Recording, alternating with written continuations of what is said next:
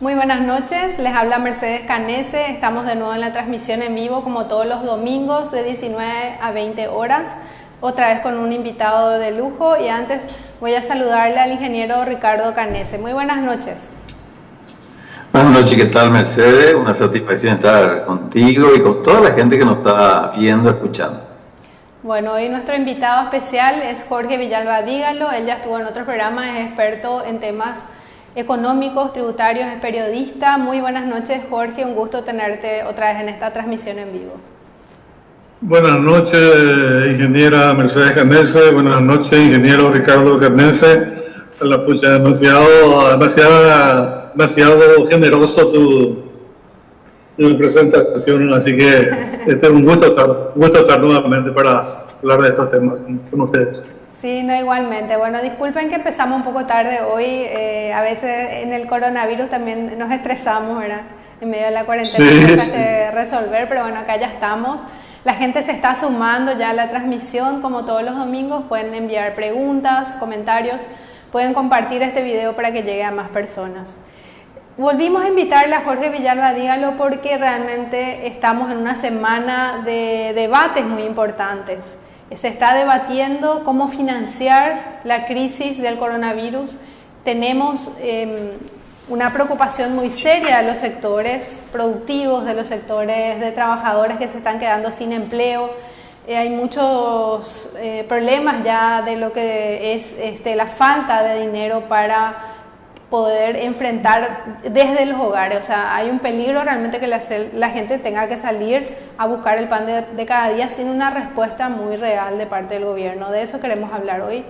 ¿Cómo se debería financiar la crisis del coronavirus para asegurar que la gente tenga un pan en su mesa y no necesite salir y de esa forma protegerse de esta pandemia? Y para eso le tenemos a Jorge Villalba Dígalo. También hay temas energéticos muy actuales que queremos conversar con el ingeniero Ricardo Canese. Ha habido un descenso de las aguas del río Paraná, hay un pedido de informe sobre eso. Hay varios temas de interés también, una preocupación sobre intentos de privatización del sector eléctrico en medio de esta pandemia, aprovechándose de la situación de, digamos, de shock en que nos encontramos por esta crisis. Pero voy a empezar con Jorge Villalba Dígalo, ahora que ya hay mucha gente que se está sumando a la transmisión. Quería preguntarte, Jorge, la otra vez estuvimos hablando en el programa sobre quién debería financiar esta crisis. ¿Cuál te parece que es la propuesta que en este momento el gobierno está ejecutando, presentó y está ejecutando? ¿Hay una idea de una justicia tributaria para enfrentar la crisis del coronavirus aparte del Poder Ejecutivo? No, básicamente la idea que maneja el gobierno es la de seguir con la política de endeudamiento y sin aclarar sobre quién va a caer el peso de la deuda, que es lo más importante, porque si bien es cierto que se necesitan recursos y se puede eventualmente apelar a la deuda, yo no soy muy partidario de eso. Yo creo que tenemos suficientes reservas internacionales que podríamos utilizar por lo menos un 10 o un 15% con cargo de devolución vía colocación de mayores impuestos a los sectores que más ganan y a los sectores que más tienen. Pero de todas maneras, el proyecto de seguir endeudando más al país y no se avisora tampoco una solución a este tema de parece indicar que las cosas se van a empeorar, porque si bien es cierto que en estas primeras semanas el manejo de la pandemia es relativamente exitoso, sin embargo en el corto plazo, de aquí a un mes o 2 meses, el panorama no está muy claro, porque si bien es cierto que la curva se mantiene relativamente achatada, ese no es el objetivo en sí mismo. O sea, ese es un medio, porque el objetivo en realidad es fortalecer el sistema de salud, que es algo que no se está haciendo para que los hospitales no se sientan rebasados y que no quede gente sin atención médica. El objetivo debería ser, como bien lo dice el presidente aquí de Argentina, Aníbal Fernández, que el objetivo es que todos tengan asistencia sanitaria. Ese es el objetivo del encierro que tenemos todos. Pero lamentablemente aquí se sabe poco nada acerca de la inversión de los respiradores y de camas de terapia y todo eso. Así que el panorama es bastante no sé, gris. ¿Verdad? Preocupante. Bueno, hay una pregunta para el ingeniero Ricardo Canese. La semana pasada le teníamos al presidente de la Cámara Paraguayo-China y también China-Brasileña de Comercio, y se trató el miércoles pasado en el Congreso un proyecto de declaración para establecer relaciones diplomáticas con China, que sin embargo fue rechazado en el Congreso, si bien no por una diferencia muy importante. Esta falta de relaciones diplomáticas con China, ¿cómo afecta lo que dice Jorge, que es que estamos ahora en una cuarentena para equipar los sistemas de salud de forma a estar preparados para cuando aumente la cantidad de enfermos?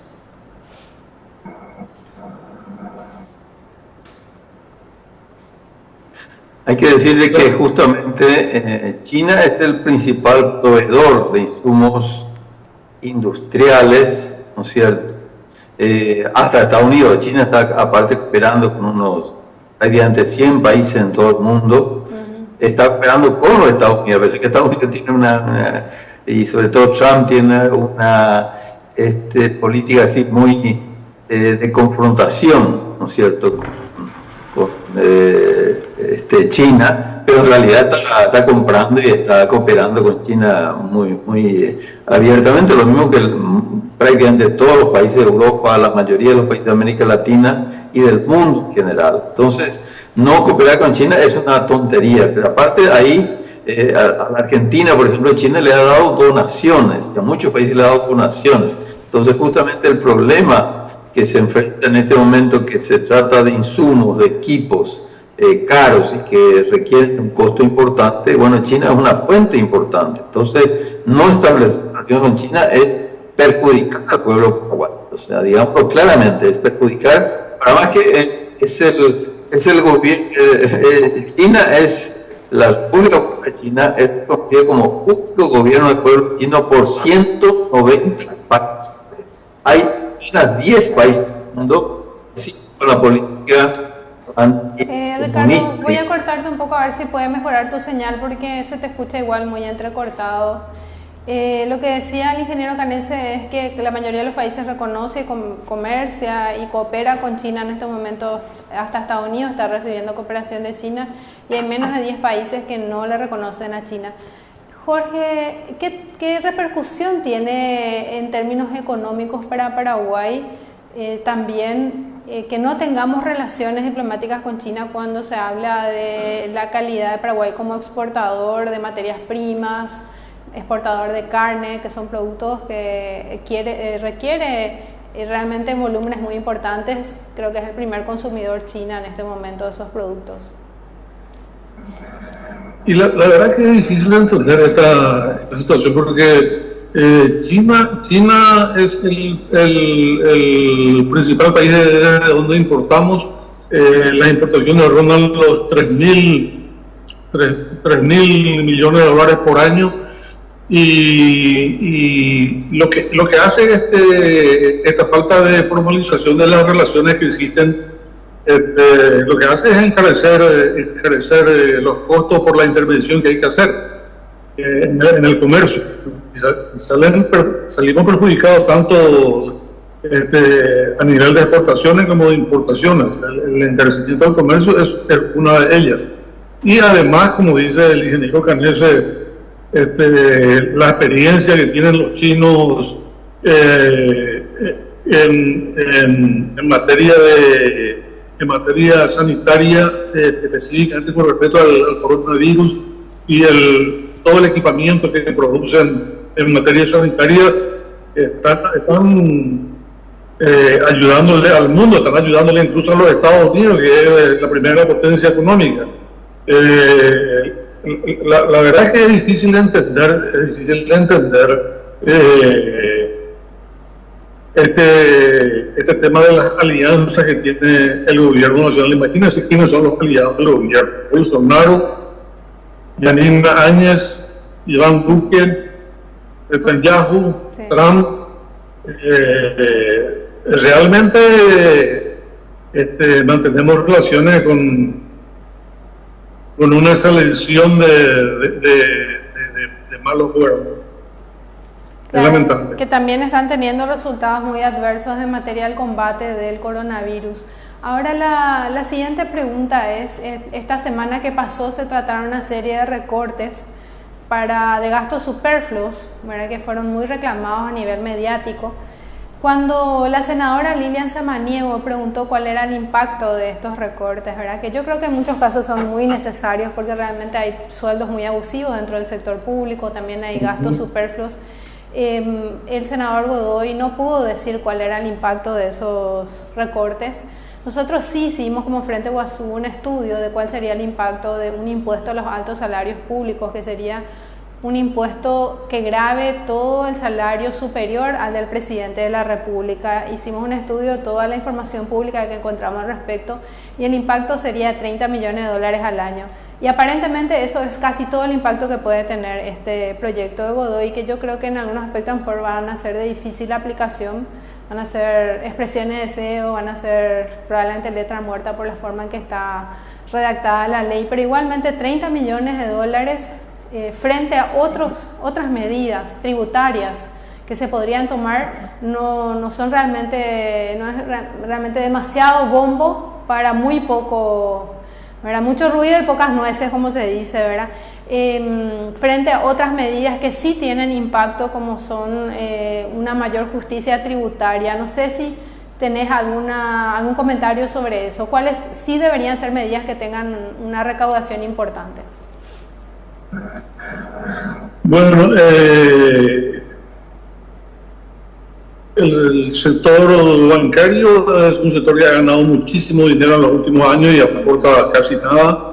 El sector agropecuario es un sector que ha ganado muchísimo dinero en los últimos años y aporta poco, casi nada. Del 2010 al 2014, el sector agropecuario ganó más de $6.000 millones. Solamente en el 2010, según las mismas declaraciones de Sonia Tomazone, que es la gerente de Capeco, que está en ABC, tengo por ahí el reporte, decía que solamente ese año, en 2010, los sojeros ganaron $1.500 millones. Eso después de pagar incluso los impuestos, $1.500 millones. Y en el 2011, cuando se paga el impuesto a la renta del 2010, todo el sector agropecuario pagó $12 millones. Solamente los sojeros debieron pagar $150 millones y todo el sector agropecuario pagó $12 millones.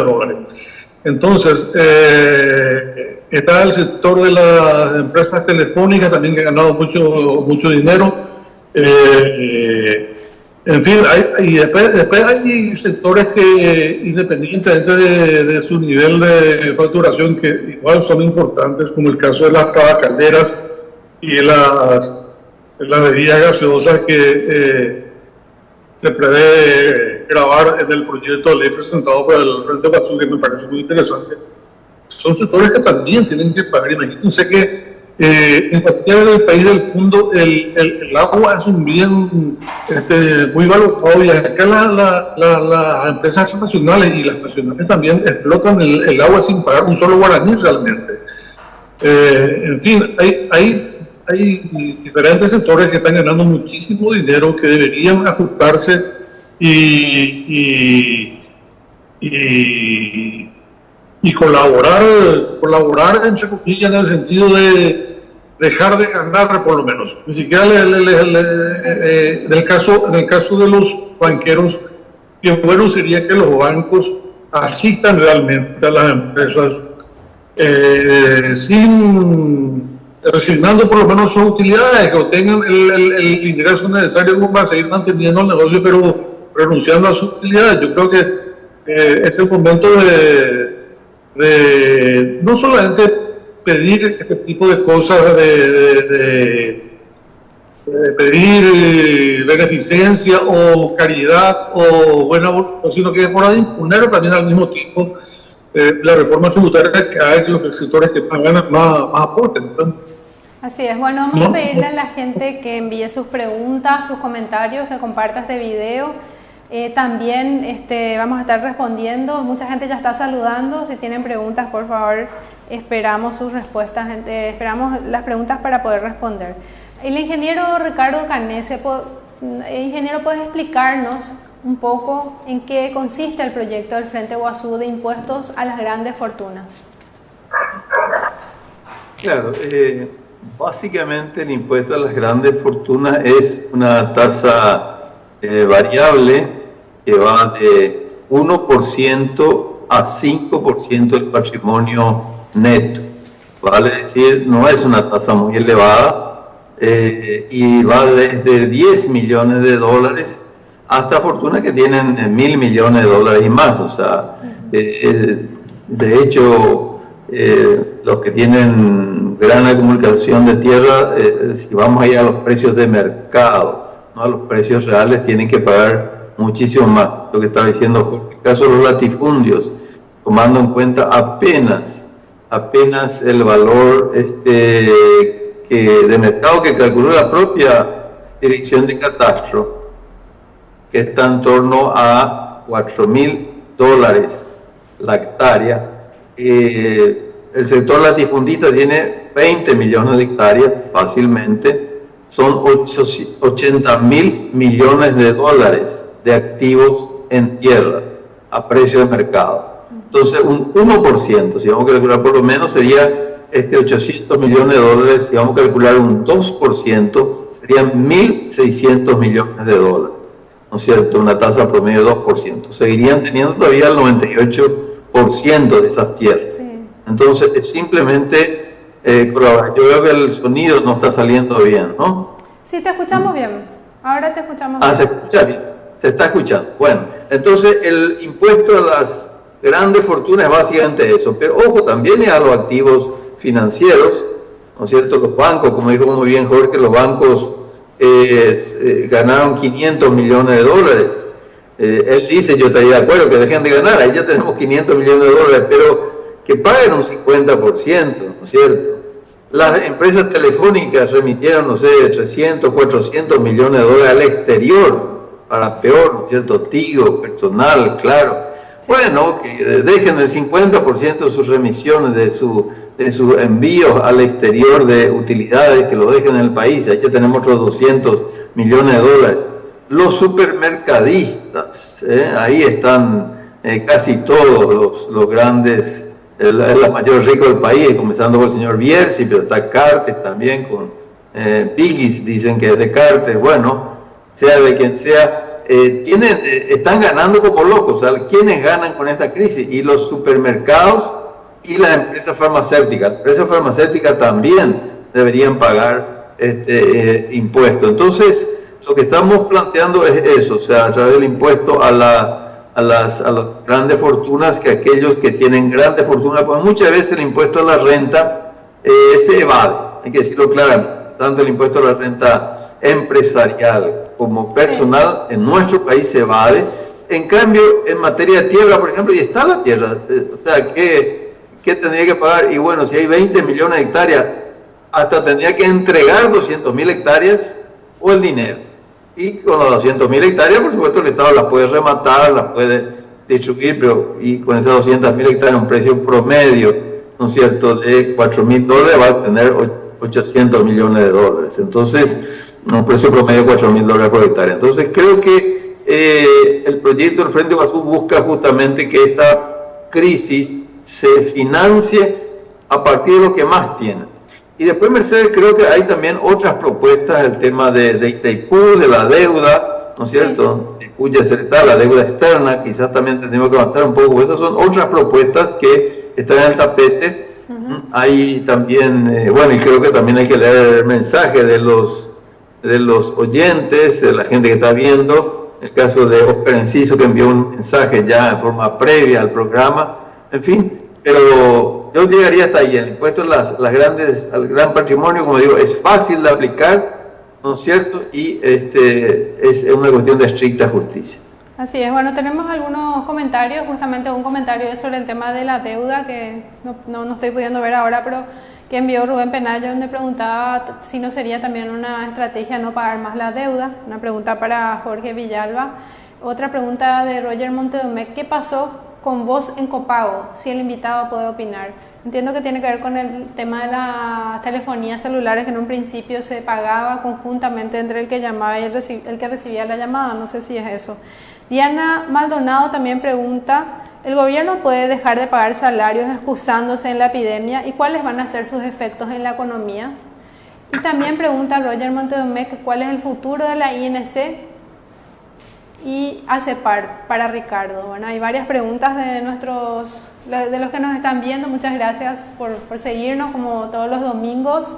Y realmente tenemos temas demasiado importantes porque con el coronavirus estamos en una situación de shock y corremos el riesgo de que se tomen muchas medidas en contra de los intereses generales, y en cambio puede ser una oportunidad también para avanzar en otros aspectos. Por ejemplo, esta semana surgió lo del transporte público también, que está pidiendo de nuevo un enorme subsidio, un servicio público en manos privadas con una pésima calidad.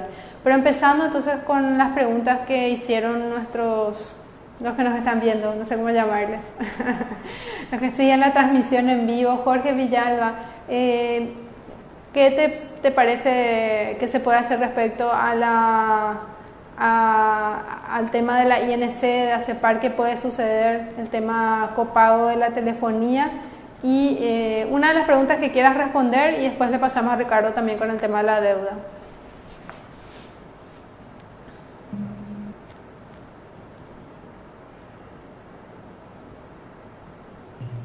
El micrófono. Perdón. Sí. Perdón. Acá me traqué con el micrófono.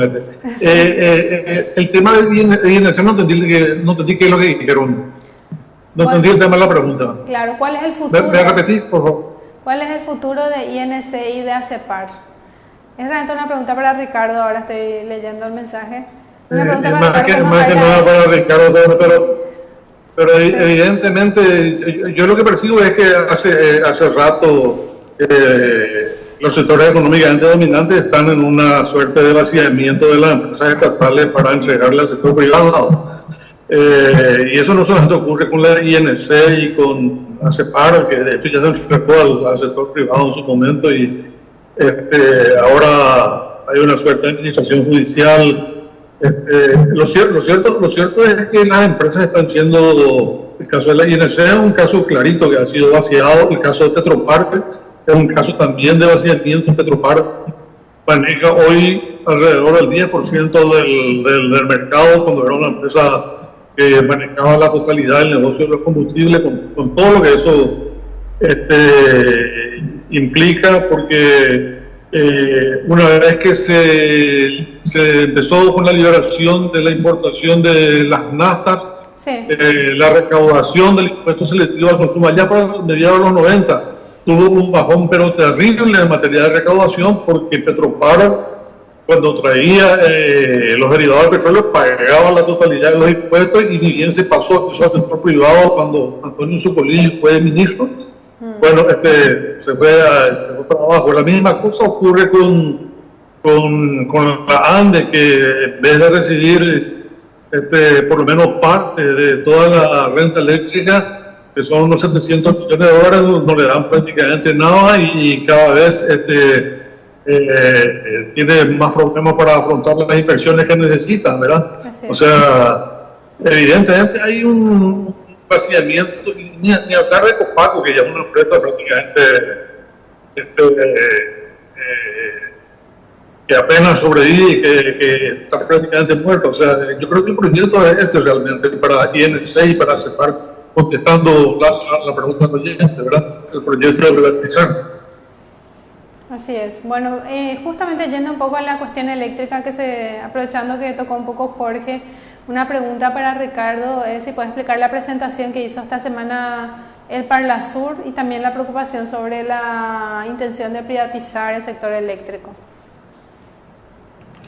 Sí, Mercedes, antes de decir también, claro, en el caso de INC, ACEPAR y otras empresas públicas, Copaco, claro, este es el momento que el Estado tiene que fortalecer las empresas públicas, ¿no? De hecho, a CEPAL la han quebrado, quedándole al sector privado, entonces creo que es el momento que el Estado retome y genere nuevamente puestos de trabajo. En el caso de Copaco, particularmente importante, porque podría darse y debería darse una internet para todo, para las escuelas, ¿no es cierto? De manera, porque la gente tiene su celular, o sea, la educación a distancia, sí, y creo que este momento, y cobrando el impuesto, tendría que cobrar el impuesto activo a personal que no tiene la voluntad política, no lo hacen ni lo van a hacer. Entonces ese es un gran desafío que habría que también quizás traer un proyecto de ley y de iniciativa popular podemos impulsar, ¿no es cierto? Y de esa manera revitalizar lo que es no solamente Copaco, las líneas fijas, sino también Vox, ¿no es cierto?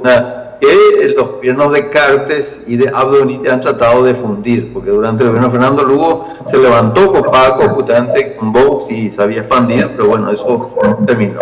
En relación al tema eléctrico, claro, hay una preocupación. Nosotros presentamos como Parlasur un pedido de informe sobre el bajo caudal del río Paraná, porque allí podría haber una manipulación de las centrales hidroeléctricas brasileñas que manejan la cuenca alta del río Paraná, pero yo por lo menos preferiría tener ese informe para emitir una opinión. O sea, no se puede, que sí hay una bajante muy grande y por supuesto Brasil tiene una cierta capacidad para manejar digamos la acumulación o desacumulación de los embalses que tiene, pero bueno, eso hay que ver digamos en base a datos firmes y donde la ANDE debería estar teniendo al día eso y remitiendo al día también al Congreso, al Parlasur, a todos los entes de control, de manera a que pueda ser transparente eso.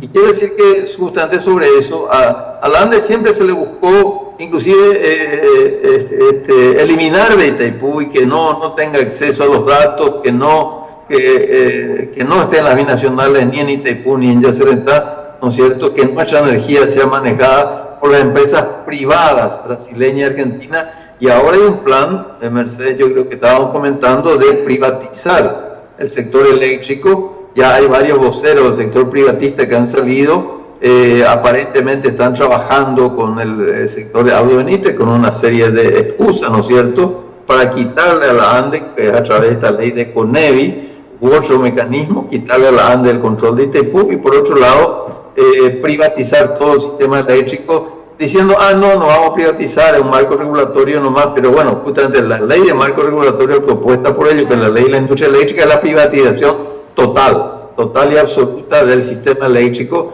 que además no se va a recaudar nada, o sea, van a privatizar sin recaudar nada, ni siquiera como en la época de Menem, que la Argentina obtuvo algunas moneditas por lo menos. No, acá ni siquiera se va a obtener ninguna monedita y va a quedar todo en manos privadas. Va a ser mucho peor que la privatización de Menem, ¿no es cierto?, porque el negocio eléctrico va a pasar directamente a las manos privadas sin que el Estado reciba nada. Entonces es extremadamente grave lo que puede pasar. Ahí está, además, yo quería y conectar con el tema de deuda, está en la propuesta de Conrado Pappalardo, Sardiva, ¿no es cierto? Sí. El tío de la directora de ABC Color, el hermano de la mamá de la directora, de Natalia Zucolillo Pappalardo, ¿no es cierto? Ella es Natalia Zucolillo Pappalardo, es su tío, que ha propuesto endeudar a Itaipú nada menos que $20.000 millones, ya lo propuso en enero, y aparentemente están trabajando, estos varones de Itaipú están trabajando dentro del gobierno Abdo Benítez para endeudar masivamente a Itaipú, robarnos la soberanía, robarnos todo lo que tenemos ahí, sí, ya quitarnos la esperanza inclusive, cuando que en este momento Itaipú le tendría que estar dando como mínimo $1.000 millones al Estado paraguayo, ¿cierto? Las deudas, sí. ¿Qué es lo que tenemos que levantar? Y yo creo que el Frente Guazú y todos los sectores progresistas tenemos que levantar la bandera de inmediato, que la deuda de Itaipú en el 2008 ya era cero. El 2008 está suficientemente pagada, o sea, si hay alguna duda, pero suficientemente pagada. Nosotros ya durante el gobierno de Fernando Lugo le planteamos a Brasil de que estaba pagada en el 2008. Bueno, imagínense, ahora estamos en 2020, o sea, claro. Porque realmente Electrobras no pagó en su momento violando el tratado, ¿no es cierto? Había una deuda vencida, no pagada, $4.193 millones ya en el 96. Imagínense lo que es eso con los intereses hasta ahora. O sea, es una cifra fabulosa. O sea, pero ellos siguen cobrando 2.000 millones. Electrobras no solamente no pagó esos 4.193 millones, no pretende pagar y sigue cobrando 2.000 millones de dólares al año. Entonces, si hubiera un gobierno patriota, que no es Abdo Benítez, tenía que decirle, señores, ya está suficientemente pagado, 1.000 millones le corresponde al Paraguay, hagan ustedes lo que quieran con su parte. O sea, manteniendo la actual tarifa, el Paraguay debería tener 1.000 millones de dólares. Sí, yo creo que ese es un punto, y ahí es otra de las, hemos hablado del impuesto a las grandes fortunas, ahí puede haber 1.600 millones, como piso 800, pero yo creo que podemos llegar a 1.600 millones de dólares fácilmente con impuesto a las grandes fortunas. En Itaipú tenemos 1.000 millones de dólares. Yo creo, Yacyretá sería menos, serían unos 100 millones de dólares, lo que ahora se destina más o menos 200 millones de dólares al pago de la deuda en Yacyretá. También está suficientemente pagada. Creo que el gobierno debería plantear eso y ahí tendríamos un ahorro o un ingreso neto para el Estado mínimo de 100 millones de dólares. Y está finalmente la deuda externa. Como muchos países ya están lanzando también el no pago a la deuda externa porque han ganado suficientemente los bancos. Eso lo dijo el presidente de Portugal, no son gente... este es el momento que digamos el capital financiero tiene que ponerse, ¿no es cierto? Tiene que ponerse. Entonces, dinero hay. Lo que no hay de parte de Abdo Benítez es la voluntad política para defender los intereses del pueblo. Así es. Vamos a responder algunas preguntas también para Jorge Villalba. Hay varias preguntas y comentarios que hace la gente. Dice Eduardo Aguayo, una consulta al licenciado Jorge Villalba. Hay una propuesta al gobierno de pagar la deuda que tiene con el IPS a través de la emisión de bonos perpetuos. ¿Qué implicancias tendría esto?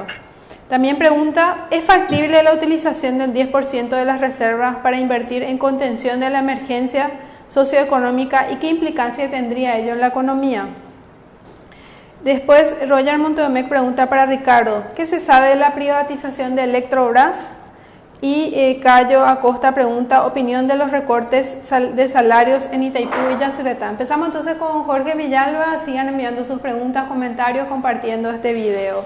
Jorge, entonces la pregunta, si te acordás, sobre IPS y las reservas. Sí.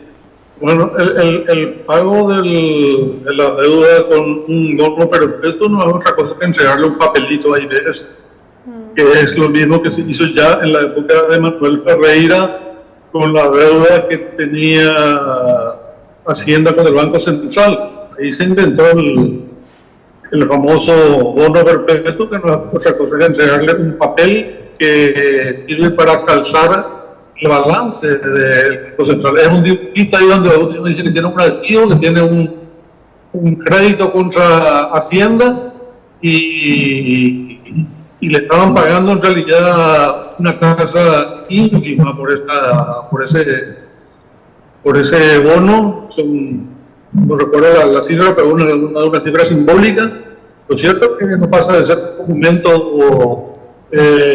un documento que va a servir para calzar el balance del IPS y le empieza a decir, acá yo tengo esto como crédito, pero eso no pasa a ser un simple papelito.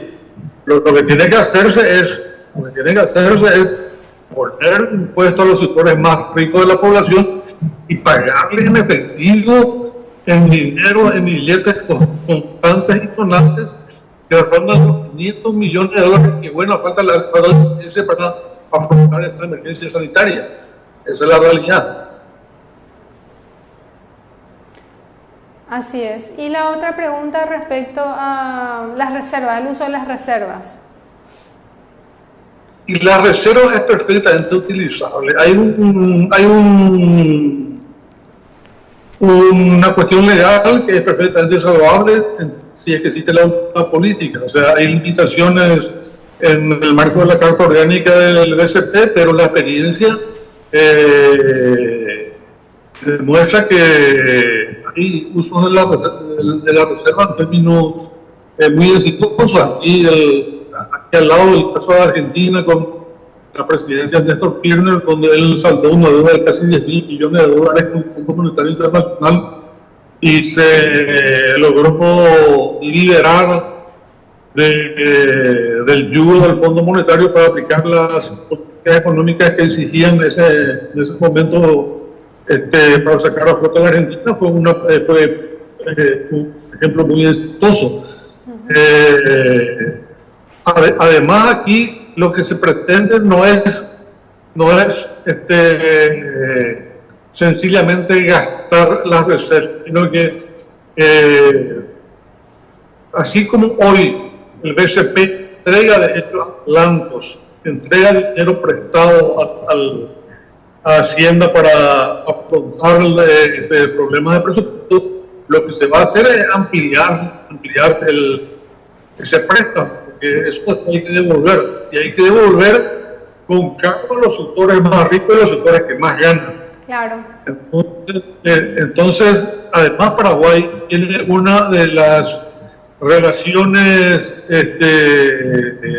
reservas versus o relacionadas con el Producto Interno Bruto, en términos de porcentaje, es uno de los países con la mejor relación de reservas por Producto Interno Bruto, así que no veo por qué no se puedan utilizar un 10 o un 15% de las reservas.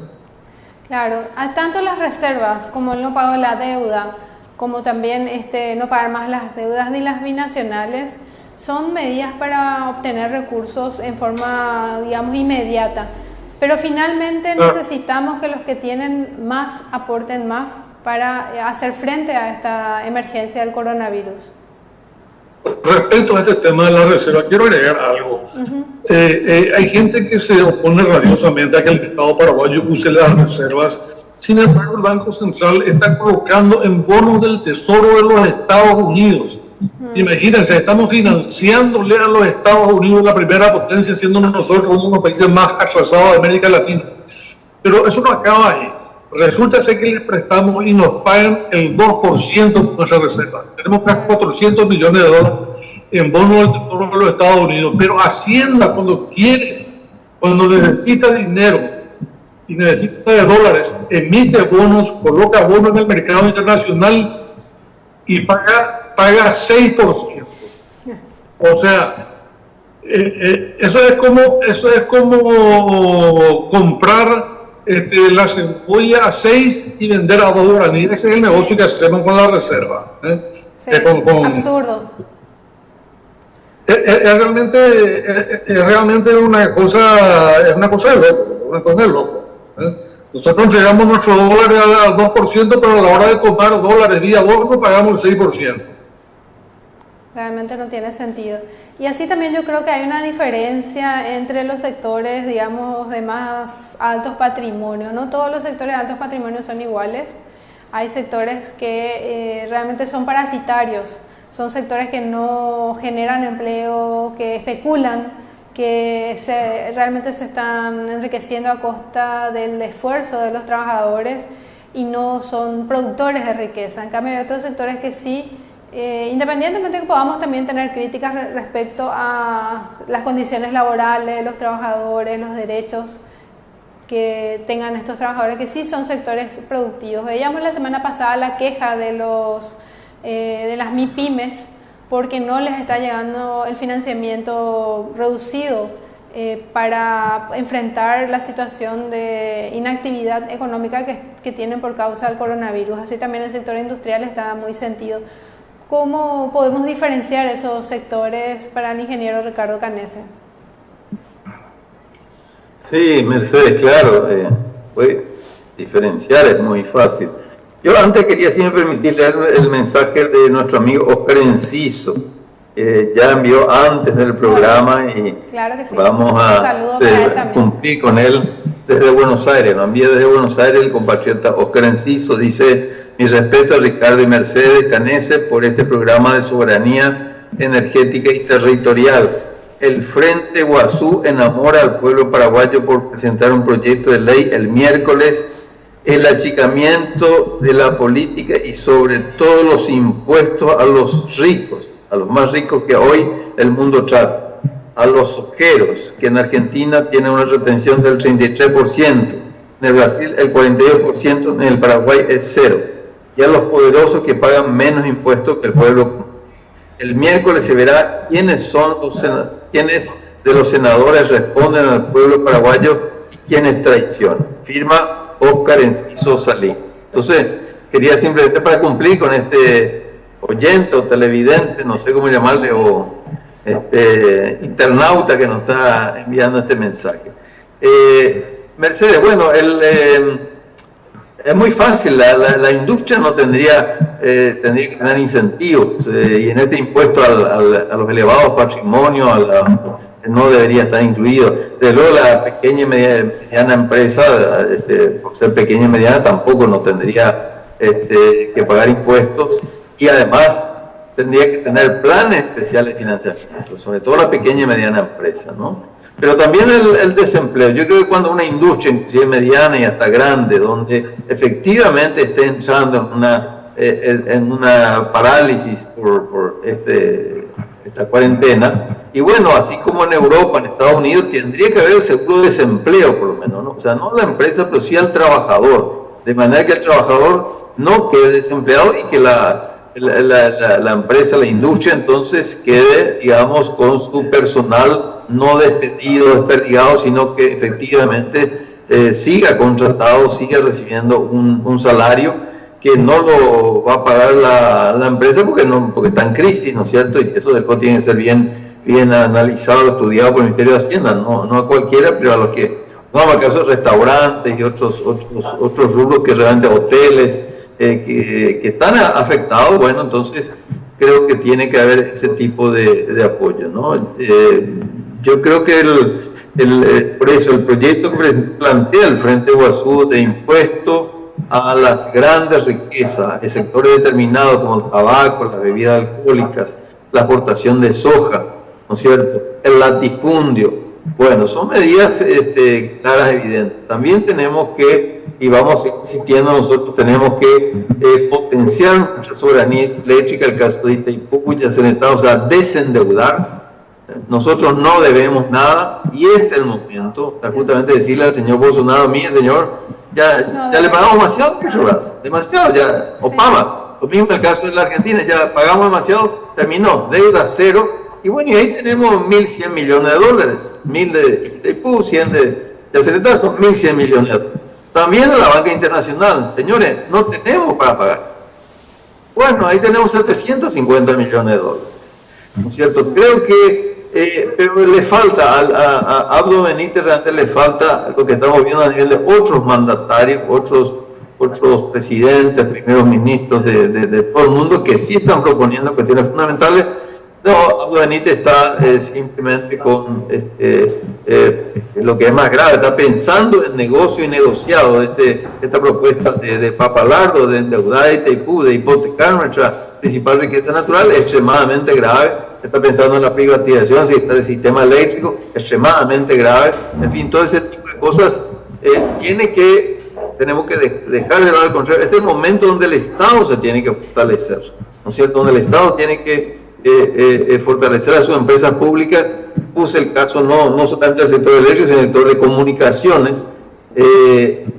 Solamente con un sector de comunicaciones fortalecido, en que llega a todas las escuelas, a los colegios, a las universidades, donde se puede pensar un plan no solamente del internet, de las redes, sino inclusive de aparatos celulares. Este es el momento, y donde además, lo que estamos hablando de una relación con China, nosotros podríamos tener equipos celulares de buena calidad y un costo muy reducido para la educación, por ejemplo, de manera que cada niño tenga un instrumento para la educación y que no se pierda el año al año. Así como se va al ritmo de perder un año de estudio, que es una pérdida enorme. Y bueno, ¿y qué hace Tigo personal y claro? Nada, ellos siguen cobrando y el Estado no se acuerda de ellos. Inclusive me acuerdo que en el gobierno de Lugo se empezó a implementar una computadora por niño en Cacupé, por ejemplo, que fue una experiencia maravillosa. Uruguay tiene una computadora por niño en todo el país.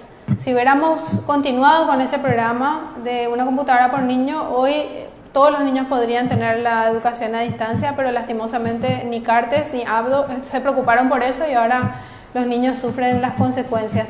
Hay una pregunta que quedó pendiente de Cayo Acosta sobre los descuentos de los salarios en Itaipú y Yacyretá, y también leo el mensaje de Oscar Anderson que dice: excelente programa, saludos, muchas gracias Oscar.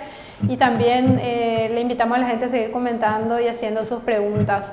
Entonces, esa pregunta que envió Cayo vamos a responder enseguida porque quiero darle un ratito la palabra primero a Jorge para ir turnando a nuestros invitados. Bueno, Ricardo Grande es un co-conductor, pero para escucharlo también un poco a Jorge, ¿verdad? Estábamos hablando del impuesto entonces a las grandes fortunas, haciendo esa diferencia. ¿Te parece, Jorge, que hay posibilidades que en Paraguay se desarrolle un sector productivo, que desarrolle las fuerzas productivas, que genere empleo, que genere valor agregado? ¿Cómo podemos hacer para en este momento del coronavirus que no se funda ese sector, al contrario, tratar de impulsar y que este sector, que es el sector que sí genera empleo, riqueza, pueda desarrollarse más? Y uno de los instrumentos fundamentales para apoyar la industria es también el tema del impuesto a la exportación, que solemos hablar de la soja, pero en realidad hay que poner impuesto a toda la materia prima que se envía en fruto. Y en especial aquellas materias primas que se producen abundantemente. Lógicamente no vamos a grabar. Sale un ruido nomás. No sé si es tu micrófono o si es que Ricardo tiene prendido su micrófono. A ver un poco. No. A ver un poco.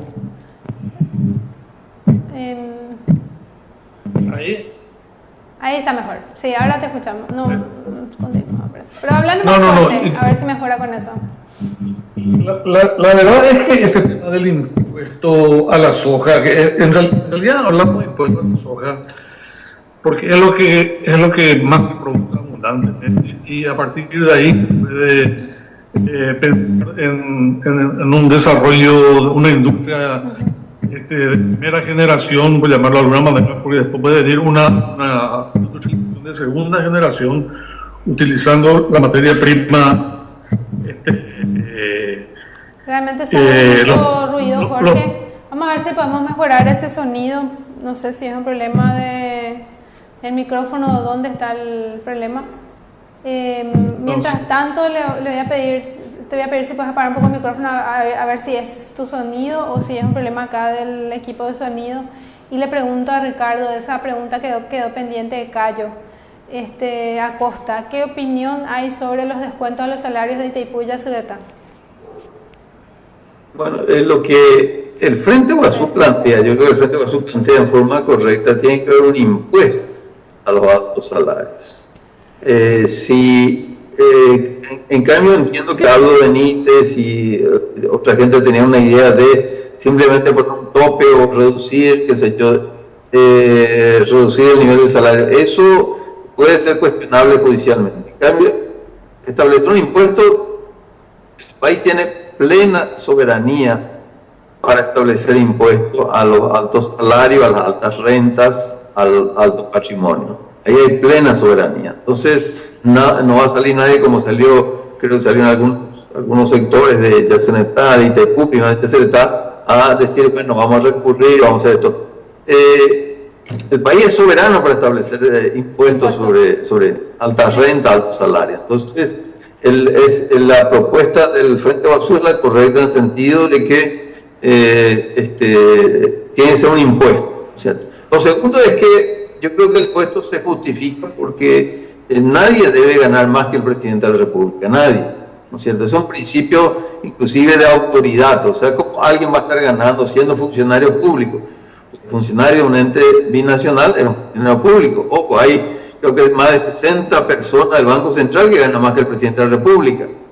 Creo que son 60 y tantos, y es probable que hayan otros entes públicos también. 66 en el Banco Central del Paraguay, casi 400 en Yacyretá, no sabemos bien en Itaipú cuántos son, pero todos ganan más que el presidente de la República, también ahí en el BNF, y después ya en la ANDE, en otros lugares casi no hay, ¿verdad? Pero hay también alguno que otro. Claro, por eso, de ninguna manera nadie puede ganar más que el presidente de la República.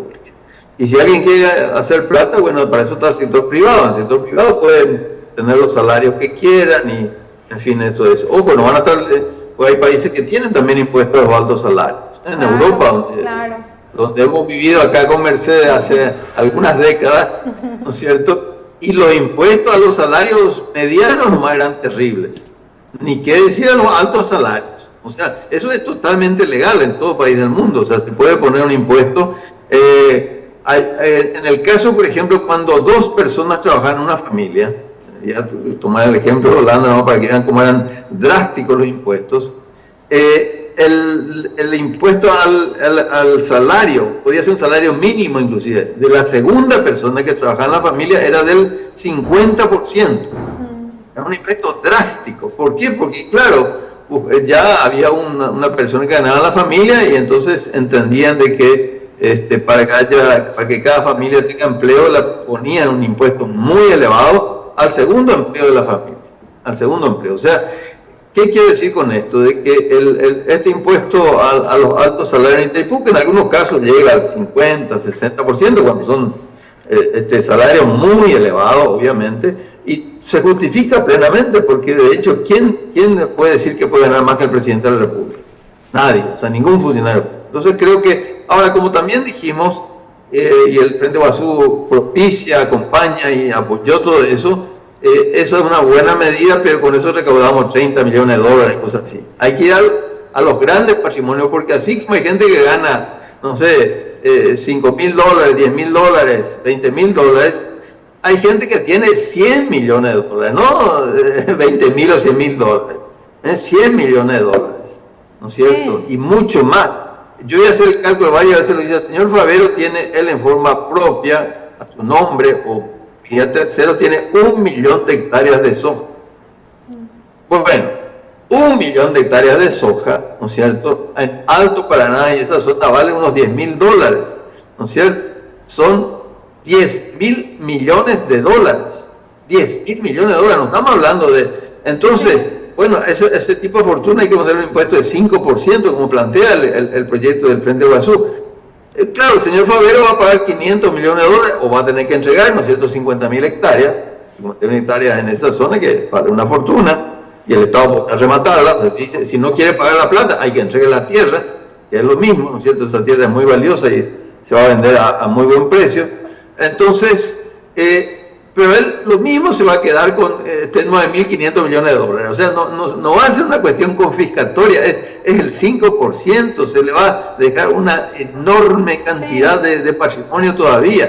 Y con eso, imagínense, una sola persona que tiene 1 millón de hectáreas, señor Favero, tendría que pagar 500 millones de dólares. Ya resolvemos, usted sabe lo que es 500 millones de dólares. Con eso, ¿cuántos paraguayos pueden comer? ¿Cuánta gente no va a pasar hambre? ¿Y que le vamos a favorecer? Y hay gente este miércoles, Mercedes, eso ya digámoslo, hay gente que le va a defender al señor Favero, le va a defender un brasiguayo estronista que robó esas tierras, son todas tierras robadas, pero hay gente que le va a defender. Sí. A lo mejor no le va a mencionar a Favero, no le va a mencionar a Bierzi, no le vamos a mencionar a Cartes, a todos los que tienen la grandes fortunas, pero va a buscar de que el proyecto del Frente Guazú no salga. Y digámoslo, esa gente le defiende a Favero, a Cartes, a Bierzi, a su colillo. Digámoslo claramente, no quieren que paguen esa gente que tiene demasiado dinero y que debe contribuir en este momento crisis. Yo suelo decir, como hizo Roosevelt en los Estados Unidos, estas no son medidas socialistas. Roosevelt, el líder del capitalismo mundial, llegó a imponer impuestos a la renta hasta el 90% con la Gran Depresión y durante la Segunda Guerra Mundial. Y gracias a eso Estados Unidos triunfó en la Segunda Guerra Mundial. Fue el que le salvó al capitalismo. Entonces, esta gente tiene que pensar que tiene que salvar esta situación grave y tiene que poner la gente que más tiene, la que tiene que financiar los gastos imprescindibles para que la gente coma, estudie, tenga salud. Así es. De hecho, que es la misma gente que en el miércoles pasado y el viernes pasado que continuó la sesión, por ejemplo, intentó sacarle las horas extras a los médicos, trató de sacarle las horas extras al personal de la ANDE, que cuando hay una tormenta todos tienen que salir a hacer las reparaciones por la falta de servicio eléctrico. Y que el jueves, cuando se trate este impuesto a las grandes fortunas, seguramente va a salir a defender a Favero. Yo creo que también eso es importante mencionar para ver a qué sectores defienden ellos. No hace falta ni decir quiénes son. Voy a leer algunos comentarios más, preguntas. invitarles a seguir compartiendo, también contarles que desde hace 2 semanas estamos también en YouTube a través del canal de Mercedes, en mi canal, ¿verdad? Mercedes Canese, me pueden buscar ahí y ahí estamos alzando también todos estos videos, ya una vez terminados los mismos, tenemos varios videos ya alzados, así que están invitados a suscribirse también al canal de YouTube. Dice David Bronstein: además de las reformas tributarias para aplicar impuestos a las grandes fortunas, a los ojeros, al gasoil, etcétera, se podría aplicar también impuestos a los altos salarios del sector público y del sector privado. Recortar beneficios a los funcionarios públicos, incluso a los que menos ganan, como el caso de recorte en rubro subsidio familiar que afecta a todos los funcionarios públicos y no solo a los que tienen altos ingresos. Efectivamente, se han dado recortes ya con la primera ley de emergencia, como este ejemplo que da David, que es el de el subsidio familiar y que afecta a muchos funcionarios que ganan el mínimo. Hay que decir que la mayoría de los funcionarios ganan bajo salario y son justamente los docentes, son los policías, son el personal de blanco. Jorge David González dice: muy interesante también el programa. Bueno, muchas gracias por sus comentarios y vamos a ver si mejora el sonido con Jorge, que iba a hablarnos sobre, nos estaba hablando de cómo el impuesto a la exportación puede ser un impuesto que fomente la industrialización. A ver, Jorge, si logramos tener buen sonido. Tu micrófono. No se te escucha. Ahí. Ahí sí. Ahora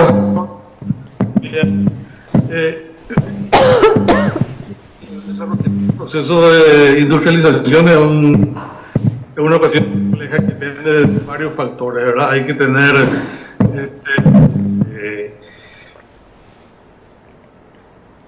un sistema crediticio que permita el acceso al capital barato, mano de obra calificada, interconexión, o sea, no trata de una sola medida, pero siguiendo nomás la línea de pensamiento de esta. Una pena, porque sale como un ruido, como si algo se golpease, que realmente interfiere muchísimo y no sé. Decía nomás que este tema de emprender el proceso de industrialización es sumamente complejo y depende de muchas medidas, no de una sola, pero sí. Estamos teniendo un buen sonido, realmente no se escucha, hay como un ruido ahí, no sé si quieres ver si agregando un micrófono mejora el sonido. ¿Ahí? ¿No? No. Es una interferencia, yo creo que están interfiriendo los que no quieren que se cobren impuestos a las grandes fortunas, por ahí estás y nada. ¿Hay algún problema? No es la primera vez que en el programa tenemos así interferencias medio extrañas, ¿verdad? Llamativas. Y bueno, por suerte hoy el sonido con Ricardo no está teniendo ese problema, pero con Jorge sí. ¿Ahí está mejor o no? Continúa, no sé, es una interferencia realmente. Me hace acordar cuando era chica y en Ñandutí hacían la interferencia y no le dejaban hablar a Humberto Rubín. Estamos más o menos por ahí. Por lo visto que es muy importante lo que estás diciendo, Jorge, por eso estamos... Bueno, pero estamos hablando, voy a ver un poco si Jorge se está mudando, a ver si mejora un poco su sonido. Estamos hablando del impuesto a las grandes fortunas, que hay un proyecto del Frente Guazú que se trata esta semana, ¿verdad? Esperemos que en sesión ordinaria el jueves se va a tratar. También hay iniciativas en relación al no pago de la deuda externa. Hay otro tema que me gustaría aprovechar la presencia de Ricardo Canese, ¿verdad? Nuestro co-conductor, para tocar también un ratito. Y entonces ya ir cerrando también nuestro programa. Esperemos que mejore el sonido, Jorge, también para que pueda explicarnos un poco más el tema de industrialización.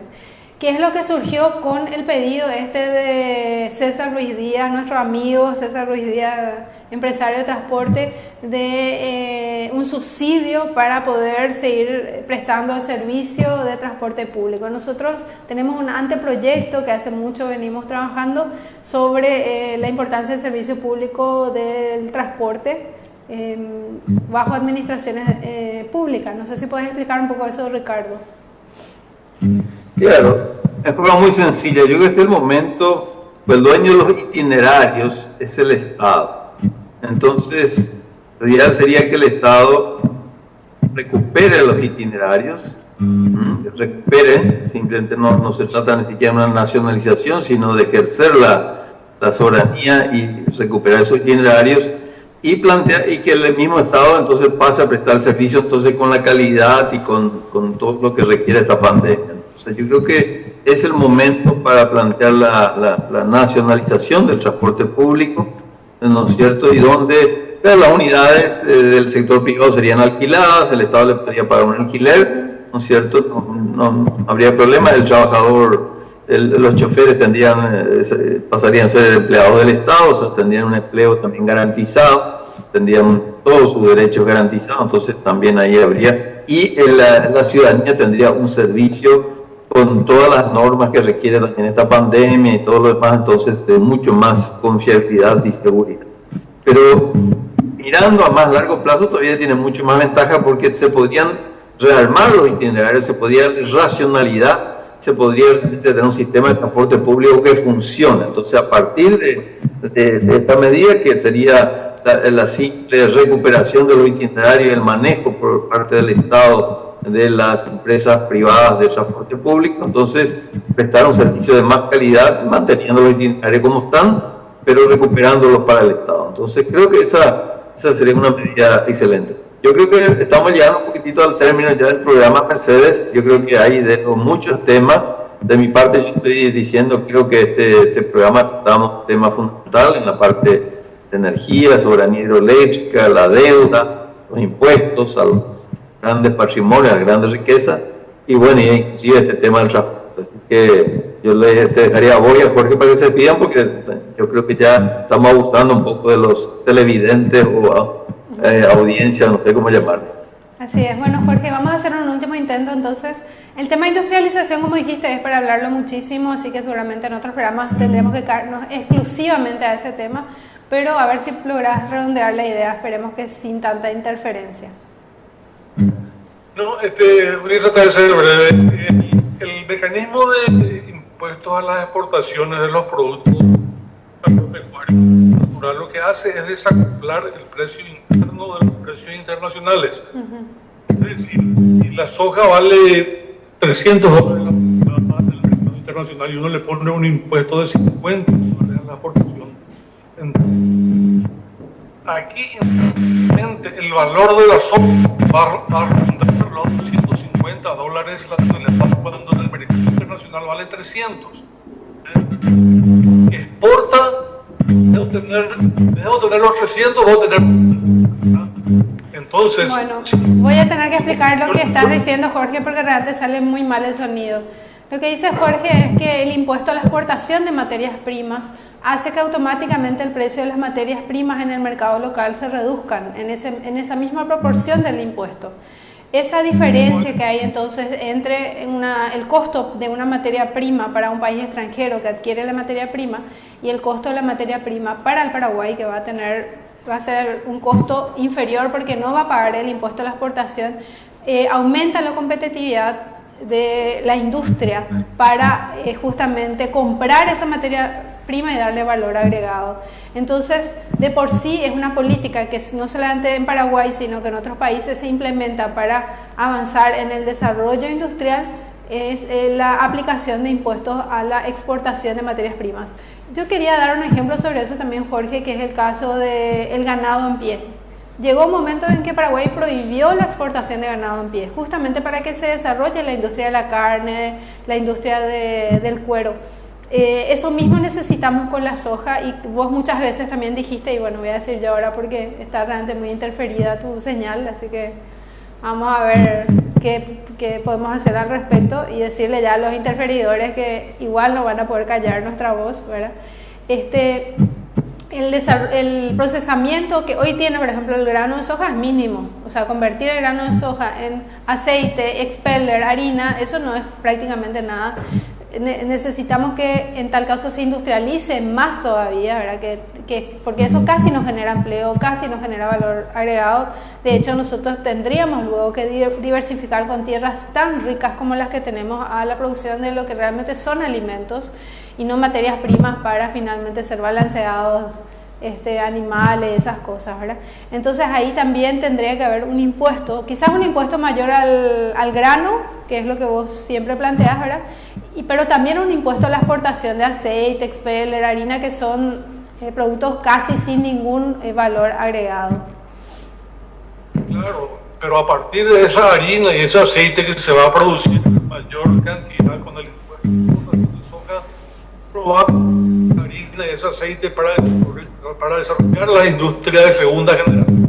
Así es. Esa debería ser pero no hay caso, Jorge, realmente se te escucha muy mal. Igual quiero agradecerle a Jorge Villalba por habernos acompañado tras este domingo. Vamos a volver a invitarle y como la interferencia se produjo ya hacia el final del programa, vamos a hacer nuestra protesta por esta interferencia también, ¿verdad? No puede ser que un cercenamiento, digamos, ya inclusive a la libertad de expresión, y esperamos contar contigo, Jorge, próximamente otra vez para seguir abordando estos apasionantes temas. Entonces, muchas gracias, Jorge, por haber participado. Gracias, gracias, Ricardo Canese. Hasta luego. Gracias. Bueno, les invito entonces a suscribirse al canal de YouTube de Mercedes Canese para poder ver este y otros videos que vamos a ir alzando en cada programa. Gracias, Ricardo, por habernos acompañado. Nos vemos. Gracias. Hasta el próximo domingo a las 19 horas. Chao, chao. Bueno, chao, chao.